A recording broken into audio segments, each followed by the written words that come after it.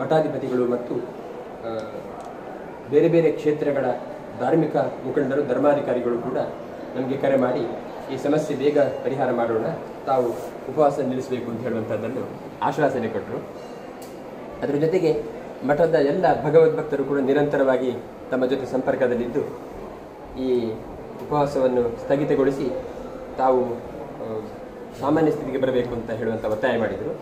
ಅಲ್ಲದೆ ಮಠದ ಭಕ್ತರ ಅನೇಕ ಮಂದಿ ನಮ್ಮ ಜೊತೆಗೆ ಉಪವಾಸ ಕೊಡ್ತೇವೆ ಅಂತ ಹೇಳುವಂತಹ ಪ್ರತಿಜ್ಞೆ ಮಾಡಿದರು.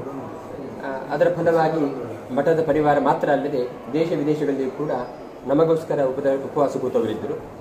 ಅವರೆಲ್ಲರ ಒತ್ತಾಯದ ಮೇರೆಗೆ ಮತ್ತು ಅವರಿಗೆ ನಮ್ಮಿಂದಾಗಿ ಉಪವಾಸ ಮಾಡೋದು ಬೇಡ ಅಂತ ಹೇಳುವ ಕಾರಣಕ್ಕೆ ನಾವು ಇವತ್ತು ಮಧ್ಯಾಹ್ನದಿಂದ ಸುಮಾರು 60 ಗಂಟೆಯ ನಂತರ ಮತ್ತೆ ಇವತ್ತು ಮಧ್ಯಾಹ್ನದಿಂದ ಉಪವಾಸವನ್ನು ತ್ಯಾಗ ಮಾಡಿ ಲಘುವಾದ ಆಹಾರವನ್ನು ಸ್ವೀಕಾರ ಮಾಡಲಿಕ್ಕೆ ಸಂಕಲ್ಪ ಮಾಡಿದ್ದೇವೆ. ಯಾವತ್ತಾದರೂ ಈ ಸಮಸ್ಯೆ ಶಾಶ್ವತವಾಗಿ ಪರಿಹಾರ ಆಗಬೇಕು ಅಂತ ಹೇಳುವಂಥದ್ದು ನಮ್ಮ ಹಾರೈಕೆ. ಎರಡು ಸಂಸ್ಥೆಗಳು ಕೂಡ ಮತ್ತೆ ಪರಸ್ಪರ ಅನ್ಯೋನ್ಯದಿಂದ ಸಾಮರಸ್ಯದಿಂದ ಇದ್ದು ಕ್ಷೇತ್ರಕ್ಕೆ ಬರುವ ಭಕ್ತರಿಗೆ ಮತ್ತು ಊರಿನ ಎಲ್ಲ ಭಗವದ್ಭಕ್ತರಿಗೂ ಕೂಡ ಇವೆರಡೂ ಸಂಸ್ಥೆಗಳಿಂದ ಒಳಿತಾಗಬೇಕು ಅಂತ ಹೇಳುವ ಕಾರಣಕ್ಕೆ ನಾವೆಲ್ಲ ದೇವರ ಹತ್ರ ಪ್ರಾರ್ಥನೆ ಮಾಡಬೇಕು.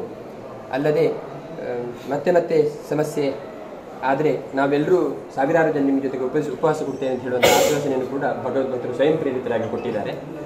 ಅಂತ ಮತ್ತೆ ಪ್ರಸಂಗ ಬಾರದೇ ಇರಲಿ, ಮತ್ತೆ ನಾವು ಉಪವಾಸ ಕೊಡುವಂತಹ ಅಥವಾ ಅದಕ್ಕೆ ಬೆಂಬಲವಾಗಿ ಇನ್ನೊಂದಷ್ಟು ಸಾವಿರಾರು ಮಂದಿ ಉಪವಾಸ ಕೊಡ್ತೇವೆ ಅಂತ ಹೇಳಿ ಆಶ್ವಾಸನೆ ಕೊಟ್ಟಿದ್ದಾರೋ ಅಂಥದ್ದಕ್ಕೆ ಅವಕಾಶ ಸಿಗದೇ ಇರುವ ಸಂದರ್ಭ ಬರಲಿ, ಅರ್ಥಾತ್ ಈ ಸಮಸ್ಯೆ ಬೇಗ ಪರಿಹಾರ ಆಗಲಿ ಅಂತ ನಾವು ಕೂಡ ಈ ಸಂದರ್ಭದಲ್ಲಿ ಆಶಿಸ್ತಾ, ನಾವು ಯಾವುದೇ ವ್ಯಕ್ತಿಗಳ ಮೇಲೋ ಅಥವಾ ಸಂಸ್ಥೆಗಳ ಮೇಲೋ ಸಮಿತಿಗಳ ಮೇಲೋ ವಿರುದ್ಧವಾಗಿ ಈ ಉಪವಾಸ ಕೈಗೊಂಡದ್ದಲ್ಲ.